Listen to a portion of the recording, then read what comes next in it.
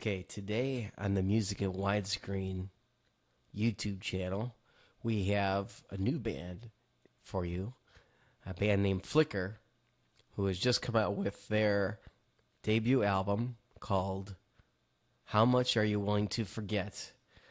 It's a great album, and I hope you enjoy the interview. We had some bandwidth issues, though, and the first half is done with video, and the second half is done with only audio. And the audio is a bit muddy, so I do have some pop-ups there to help you. And if you have any questions, please feel free to ask them in the YouTube message area there. And either a Flickr bandmate or myself will get back to you. And hope you enjoy the interview. All right, today in the Music in Widescreen, we have the band Flicker here. And they are just released. How Much Are You Willing to Forget? And we have them here in the studio. And guys, welcome to the show. Hello. How you doing? Guys, can you give me a lineup here of who we got today? Okay. So you got Peter Coussens. Okay. He's the bass guitarist in the band. Okay. And we've got Vaughn Abrey, the drummer. Okay. And also my brother. That's Vaughn. Okay, thank you. Okay. Vaughn, the drummer. Okay. Andrew. Okay. Andrew Day. This one here.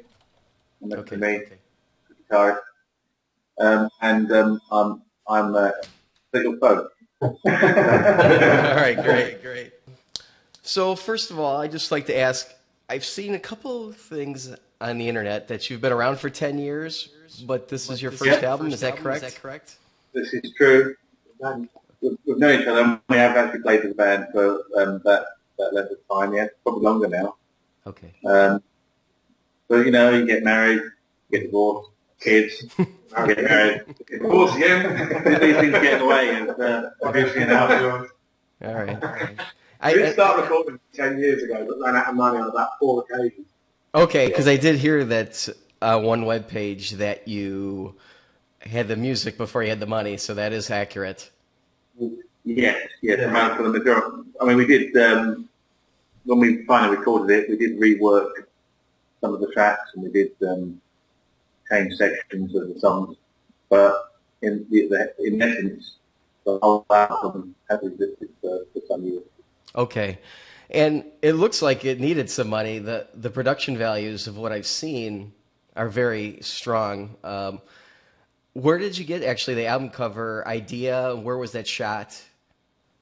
That was designed and put together as a composite put together by a friend of ours called Melvin Walker, okay, who runs his own company, and he did artwork in the 70s and 80s for Stiff Records, so Ian Dury and the Blockheads, those sorts of bands.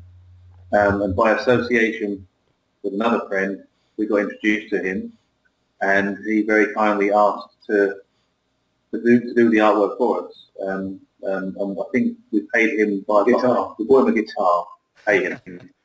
And he came up with the whole concept and designed it all and then presented it to us. When our main website is not up today, right. but when that comes online in the next week or so, you'll see a lot more artwork associated about all the ideas behind the album. Okay. Well, that leads me into my other question, because I saw on a press release that your official website right now is the Bandcamp one. So can you give us the URL for what your new official website will be? The official site is flicker-band.com. Okay. Were you worried at all about calling the band Flicker from an internet search standpoint? Or yeah, I think we existed as a band before Flicker.com existed, but not that we're not trying to go up against them or anything like that. But we hope that people will find us when they try to go to that website and spell the word Flicker correctly. I'm more worried about when Flicker appears in capital letters. Did the name come from the song Breathless? No, I put that in deliberately.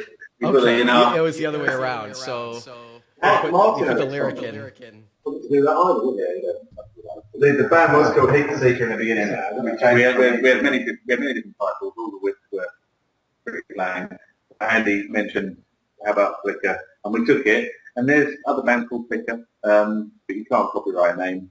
Right. Not good enough. And they're certainly not in the same genre as us. So we've stuck with it. And if something happened and that we were asked to change it, then we're not. It's not as if we're known by several million people. Right. So, but the whole idea in Breakfast is that Andy decided it would be nice to have a reference to the band, or at least the word, and part of the lyrics. When did you start the Facebook site, and how did you so quickly get to 843 likes? Do you guys have big families, or? Vaughn started. Yeah, I actually set it up one night, 2009, I think it was. Okay. Because it was a thing to do back then. Start up a Flickr page on Facebook. We didn't really have that many fans to start with. Okay. I used to be a bit of a Facebook tart and just add anybody. Yeah. He got several bans from Facebook adding too many people. But yeah, it just worked. Spread really. And we've got a PR person on it as well at the moment who's pushing the band. Right. So, I mean, quite a lot of fans in Europe, and some in America, I believe. Okay. But it's word of mouth, I think. Yeah. So, but now I think now we're at the stage where we have to go and try to play in the areas that these bands are. So they're in Europe or whatever. Then that would be the main goal. At the moment, we're rehearsing, and the people that run the management side of the band, we're hoping that over the next few months we'll get some calls saying we've got some gigs in other countries other than England. I did remember reading something about you are planning on already 15 gigs, something like that. Is that true? Yeah.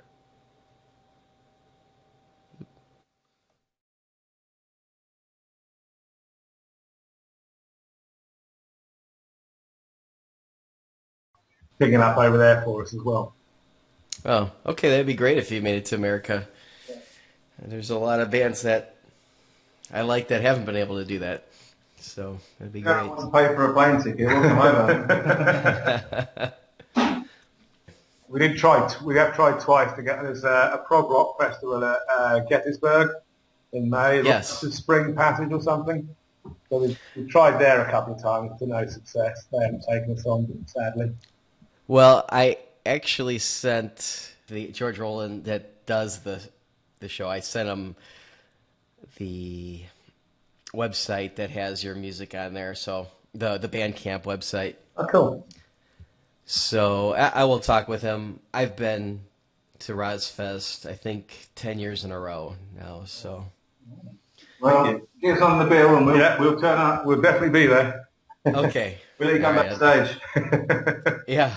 Well, I think I wouldn't be surprised if you're on his radar. I'll actually check with him and see what he thought. Just don't get him to talk to us on Skype. Right. No, we won't do that. Well, how about I ask you guys if you would tell me one of your favorite bands that maybe I'd be surprised that you liked, or do you have any guilty pleasures that maybe aren't necessarily prog? I like Neil Diamond, Vaughn talking drummer. Okay. Yeah, Andy just whispered ABBA in my ear. I'm not sure if he was calling me father or if it was a confession. I grew up listening to my dad's music. Okay.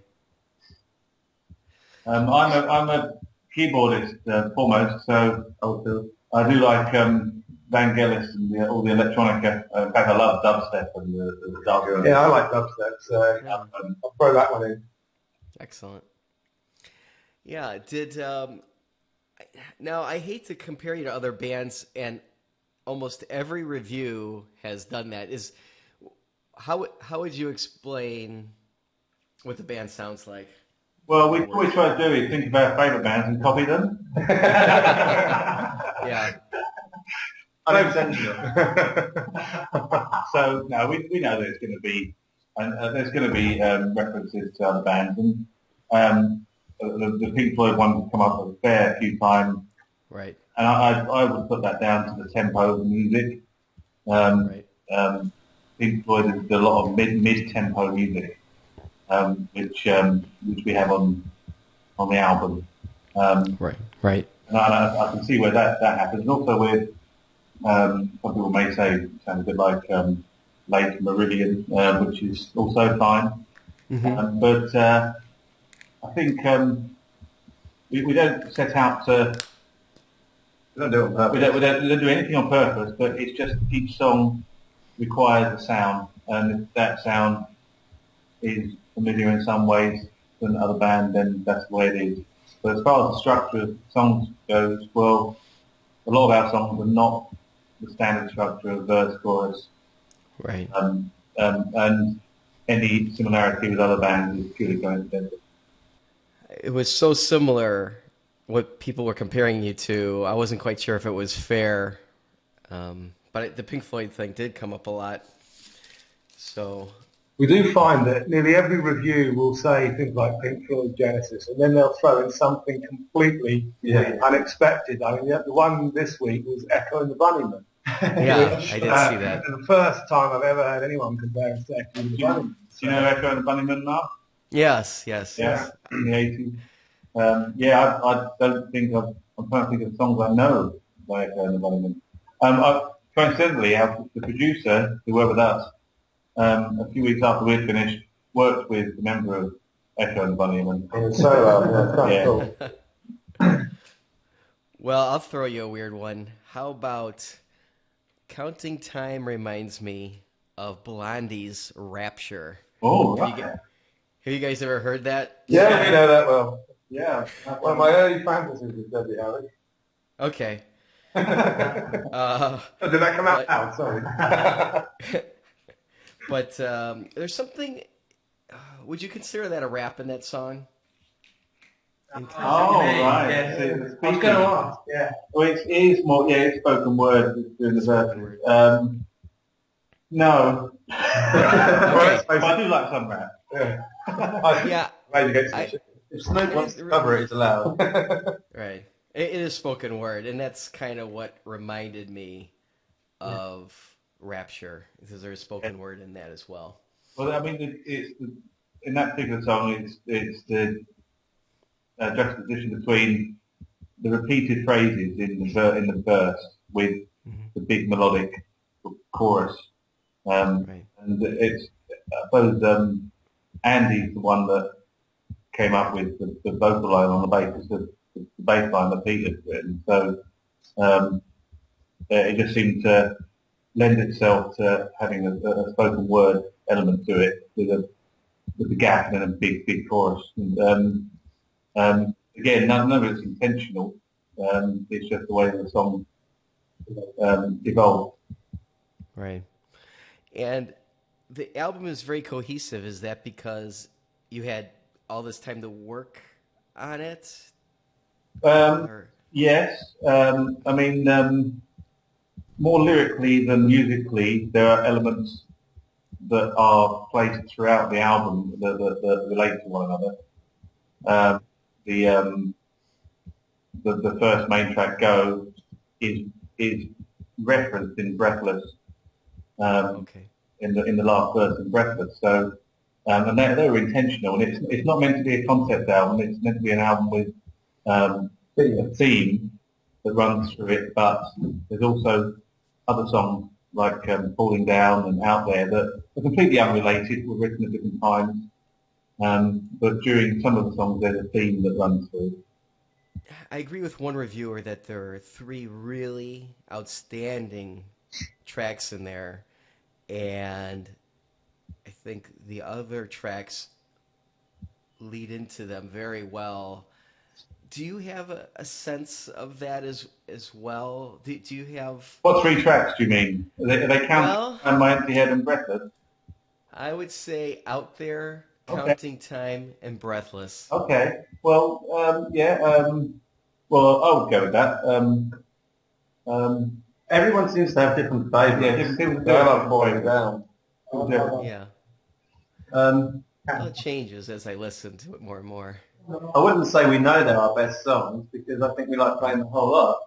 Right. We played live before we did the album. We used to love playing Breathless just because it's a massive fuck you at the end of a gig.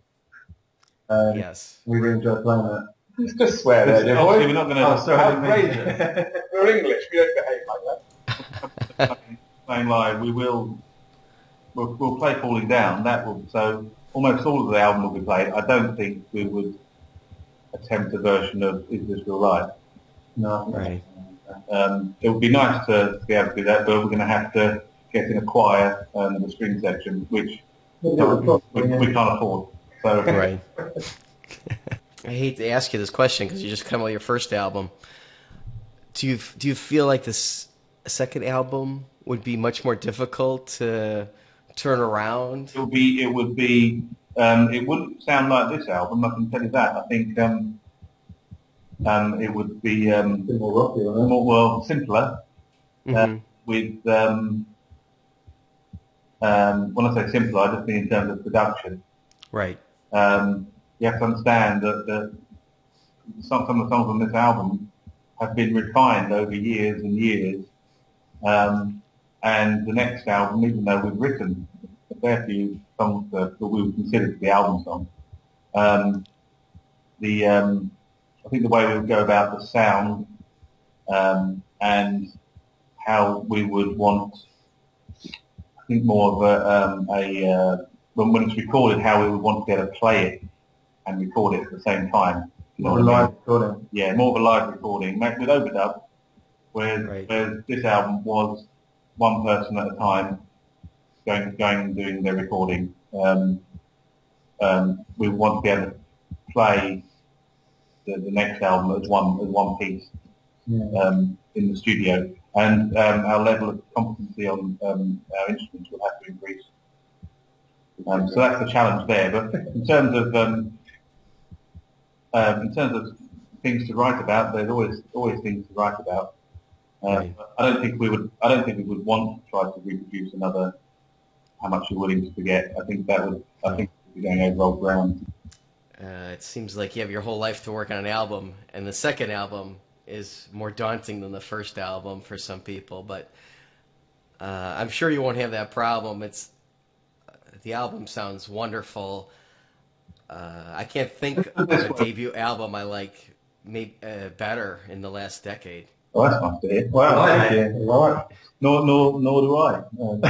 Yeah. Yeah. I mean, it will sound like us, a new album. It will have our sound. Right. But I mean, we're also we're Foo Fighters fans as well, especially with Ellis. And Dave Grohl's sound was recorded. I think they did it on tape, didn't they? And they did it live, and they recorded that in about 12 weeks, I think. I don't know. If no, we're not obviously that good. But trying to find the money for this album meant we had to go up on separate occasions, and we couldn't fund us all being there for month to month. So we would hope that this album will be able to pay for the next album. Right. This was all self-funded, and it wasn't cheap. But we had string players on there, and we took many hours in the studio. Some of that time was spent doing experimentation. Some of it was spent with the production and the mixing, which we all had a hand in. Right.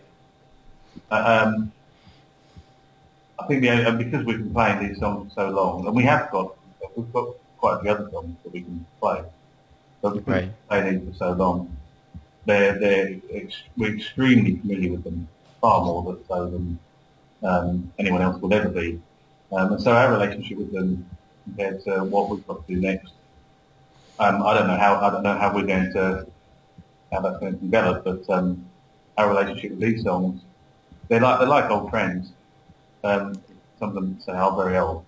The next album, what we maybe don't use in time the element of inspiration and freshness of doing something completely new. So we won't go down the route of Radiohead with Kid A, where we all decided to be keyboard players.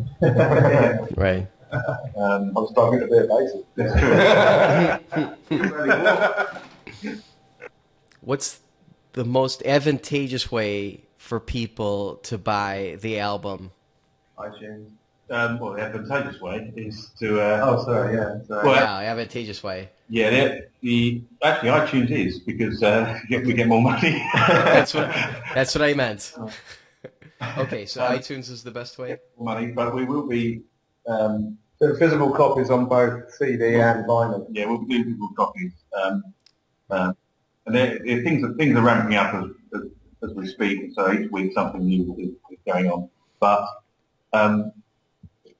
it would be great if they bought the album on iTunes or one of the other many sites it's available on. But it would be really great if they took the time to listen to the album. And there's many streaming sites, You can listen to it on our Bandcamp site. Spotify, Bandcamp. Leave reviews as well. And actually listen to it, because that's what it'd be great to be. It would be great to be able to fund a big tour and fund the next album. But it's art, and art is for people to enjoy. And many people as we want to get as many people as we can to just listen to it and appreciate it what it is. Right. Is there a way for somebody here in the States to get the physical disc? That I haven't noticed. There will be a way shortly. Within the next 8 to 12 weeks, there'll be ways for people to get them, and they will be available from the Full Flickr band site. Okay. When that's online over the next probably 7 to 10 days. Our Facebook page is the best way to keep track of us. Any updates we have, any releases, all go through that. That's facebook.com/Flickr Sound. Or Twitter @FlickerBand. Yeah, everything's on there. We always say we're on Facebook every day on there. Copy. Yeah, we'll get back to you and others, and as soon as they're available. Okay. They'll be available anywhere as well, but they'll just be the standard price plus postage. Right. Okay, great. Because I'm kind of a fan of the physical media for whatever reason. But that's why one of the reasons why we want vinyl, because all the great artwork we've got, harking back to when we were young. Right. The 70s and 80s. And what is in the CD? Do you have lyrics in there? Is there anything else you'd want to mention about the physical disc? Physical disc has a selection of artwork that corresponds to elements from the lyrics, and all of the lyrics, but you can probably cover them over. We'll give you a brown paper bag. All right, very good. Well, guys, thanks so much for your time. And sorry the video was ultimately was the problem. As soon as we went to audio, we didn't have any problems. Okay. Very much, Mark. Thanks for having us. Well, thanks for coming on. Thank you very much. Appreciate it. Thank you. Thanks a lot. Bye. All right, guys, take it easy.